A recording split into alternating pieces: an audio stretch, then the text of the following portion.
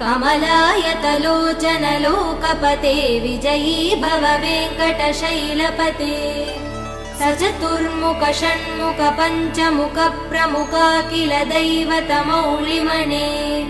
शरणागत वत्सल सारनिधे परिपालय मां वृषशैलपते अतिवेलतया तव दुर्विषहै अनुवेल कृदै प्रपराध सदैः हरितं त्वरितं वृषशैलपते परया कृपया परिपाहि हरे अधिवेङ्कटशैलमुदारमते जनताभिमतादिकदानरतात् परदेवदया गदितान् निगमै कमलादयितान् परं कलये